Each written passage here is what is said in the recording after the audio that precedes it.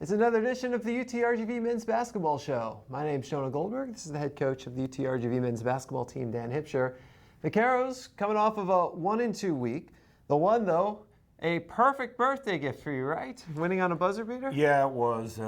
We had it won. I thought I had my birthday gift with a minute and a half left, and then we missed a few free throws, and then they banked in I think they hit 4 straight threes, one of which was banked in, and had a chance to steal it from us. So it was a justifiable win in a lot of ways, but a little more exciting than I told them. That was more of a 16th birthday celebration. The 61's a little tough, a little hard on you.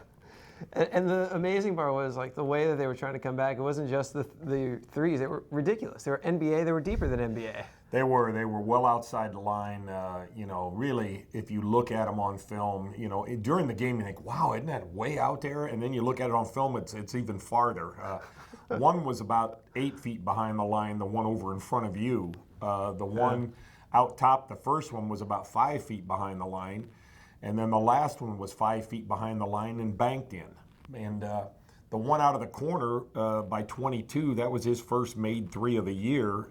He didn't even shoot threes, and he swished it. So, but again, it doesn't happen if you make your free throws. They might gain a point on you, but they're not gaining 1 and 2 at a time when we're missing a lot of free throws. So JJ's been an efficient free throw shooter, but struggled in this game. But as he said when I tapped him on the head, I said, great play there at the end. We opened up a drive for him. He made a great crossover and got to the rim and made a great finish. And he said, well, Coach, I owed it because I had already given the game away at the free throw line, so I'm glad to get it back. I'm really liking what we're seeing from Thompson. He averaged over 20 points per game over the last week. He had a 21-point game with Lamar, 31 against Angelo State. And what we're starting to see is that he can really create his own offense. He can. He can get his own. He can break a guy down. He can get to the rim. Early in the year, I thought he was taking a back seat a little bit. He was driving in, trying to become a passer all the time. And the concept behind driving is to drive to the rim to score the ball, get fouled, and then when they take that away, find people. But he was putting himself in tough spots there, and then he wasn't looking for the open shot, and got going the second half against Lamar. Played well at Houston, just was in foul trouble, and really stepped up when we needed him. Without Antonio Green on Saturday, those 30 points were really valuable. I told Hines after the game, if you'd have told me after the game without Antonio that Shaq was 3 for 13 from the field and 0 for 5 from 3 and we still won, I'd have been surprised. But what Shaq Hines has done a good job of is assisting this year. He's near 2 to 1 assist to turnover and doing a good job. And he's been a really prolific contributor offensively for us. Just didn't get it done the other day. And thank God JJ stepped into a great game. Yeah, on that last play, I think 4 different players tried to contest JJ. Yeah, we ran a little curl for him, and he caught it. And they had a guy off the ball. They weren't covering the full court pass, so they had another guy back to support the dribble. So JJ crossed him over, then beat his own man left, and then got to the rim, and their 5-man went flying at him, and another guy. But he shot a little running hook, which you can do with your left hand when you're a lefty, and knocked it in off the glass. It was really a great shot, as you see. Now, the advantage there is, Jonah, and what you try to open up the lane for is they're in their huddle saying, do not foul. We're only up 1. So you want to try to get a chance where you have momentum toward the rim, which he caught it curling to his left hand, and it got him going fast enough where nobody wants to jump in and really take a chance on fouling. So but he really made a couple nice plays and then made a heck of a shot. And we found out the maximum time from midcourt on the dribble is about 4 seconds because he made it with about 3.9. Were you nervous at all when they went to replay to make sure that it went in time? I wasn't, because I legitimately thought in front of the bench that I saw it out of his hand and then the red light go on. I thought we were good there, and I just didn't know if they were going to have any time put back on the clock. But as close as it was, and it was close, it was no more than 1/10 of a second, the ball went on the glass when the red light went off. So I felt like we were good, and was going to be shocked if it wasn't. But just happy to get out of there with it. It was tough, you know. You're playing without one of your better players, and Angelo State's undefeated. I think they were 8-0 coming into the game, top 10 in the country, Division II, and really good team. I mean, talented, long, athletic. They probably blocked us more at the rim than any team we've played against all year long in terms of contesting shots around the rim because of their athleticism. Yeah, they had a ton of blocks, 8 blocks in the game, and those, Division II. Dakota said it best, I thought, after the game when he said it's just a label, because especially those ranked Division II teams, those are guys who could be playing D1, but came to D2 to get more playing time. More playing time, maybe academically qualifications a little different.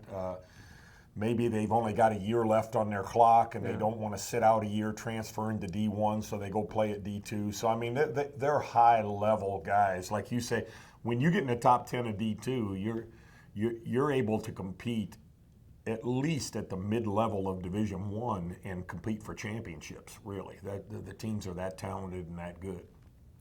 Well, it was a good test, a 76-75 victory, and we can talk an entire show about J.J. Thompson. But you know what? Dakota Slaughter had a career game, too. No doubt about it. He's still struggling from the 3 line, and I keep telling you he's going to make them, and he is.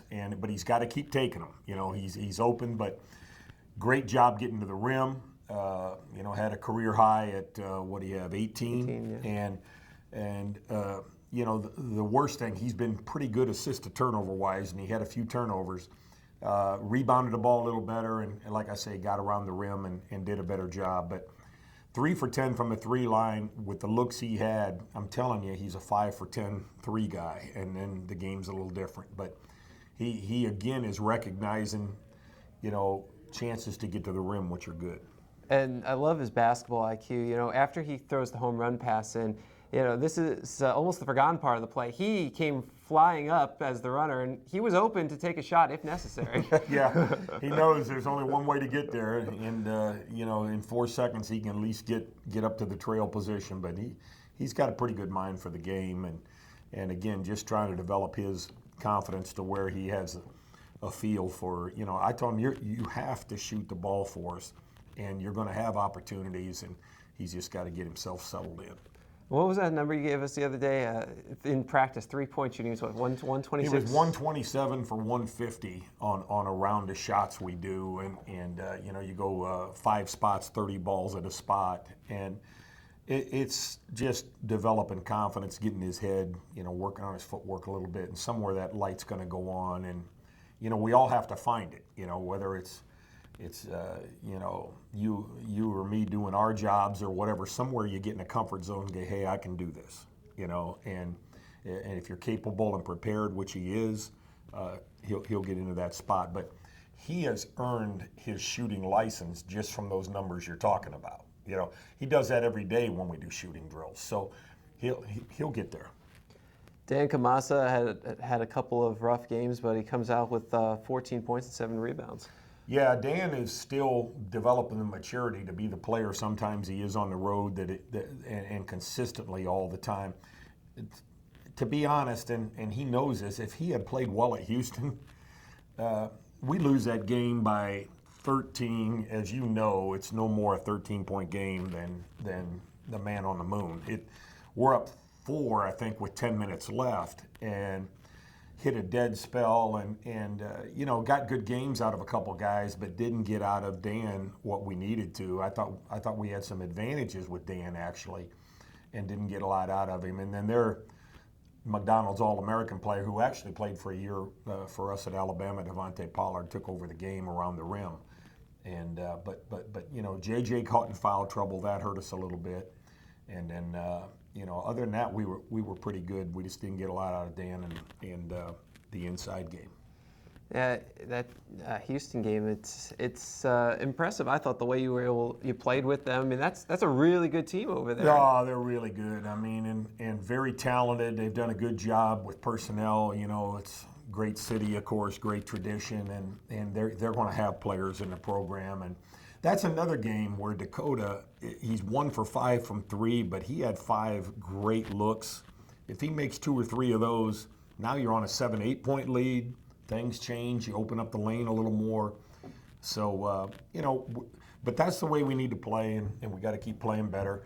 They took Murray State apart 2 nights later, and it really wasn't a contest, and Murray State's a pretty good team. So we had opportunity, played well enough, just didn't quite finish that one out. And then went on to Lamar 2 days later. I thought we were a little leg weary, a little mind weary, and probably played as poorly as we can play.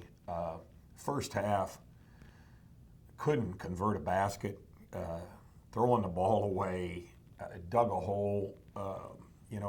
We were playing really poorly, and we were only like 6 or 7 down. I said, we're going to get this going, and it never quite happened. Now, part of that is heavy minutes at Houston. Yeah.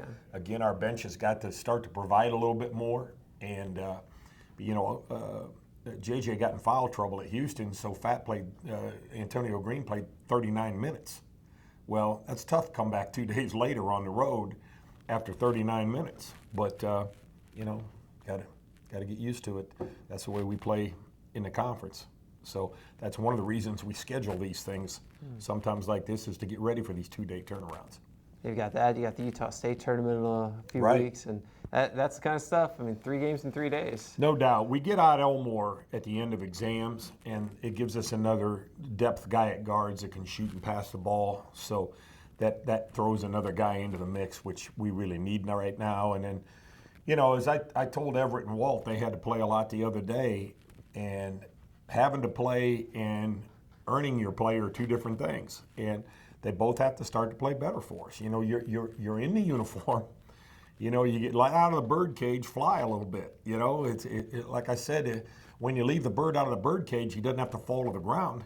It's like, let's go play. Let's contribute. So just looking for some guys to step into some roles for us and be a little more effective. And it's also true at the center spot. Adonis and Chris have flashes, but somebody's got to step up and say, hey, I'm going to grab some playing time. I'm going to contribute and do what I need to do to give this team some depth inside.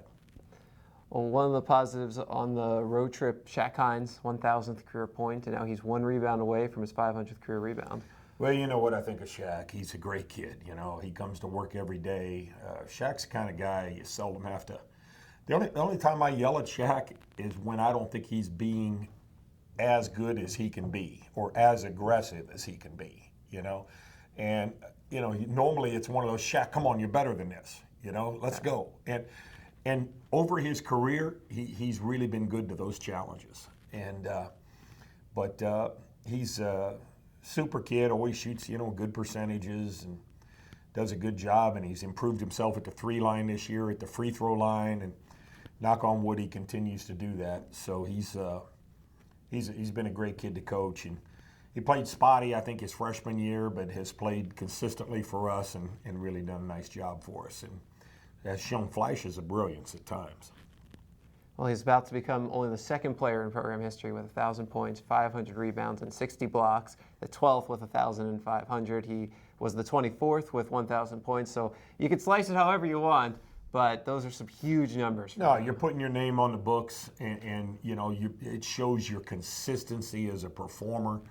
And now, it's as I've told him, it's to take it to a different level where you're competing for a conference championship while you're producing those numbers. And he's I think he's the kind of kid that really wants to do that. Well, now you get 1 more home game, completing a stretch of 5 out of 7 at home. Tennessee Martin on Friday, and then off to Texas State on Sunday. Well, exactly, and then we head to Utah, so 4 more in a row out on the road. But Martin's got a team full of those guys throwing those bombs in. They got 3 guards that can really shoot the ball, and they're a talented group out of the Ohio Valley Conference. They're in there with Belmont and Murray State and those teams, and got a good group there. They've struggled a little bit early in the year, but they've really played a hard schedule. They have lost to Oral Roberts, they lost to Mississippi State. They beat James Madison at James Madison, who's a very good team. So they kind of been spotty here or there, but boy, they've got some weapons, and it's no fun watching them on film right now. I was watching last night. I was like, wow, do they ever miss? But evidently they do once in a while. Well, that game is coming your way Friday, 7 p.m. right here at the UTRGV Fieldhouse. If you're in the Valley, we'll see you here. If you're somewhere else in Texas, watch on television, Time Warner Cable Sports Channel 323. And if you're anywhere else, you can watch online through the WAC Digital Network. Then the Vaqueros head off to Texas State on Sunday and then get a week off for finals before heading out to Utah State. He's Dan Hipsher. He's the head coach of the UTRGV men's basketball team. My name's Jonah Goldberg. We'll see you next week. This is Vaqueros basketball.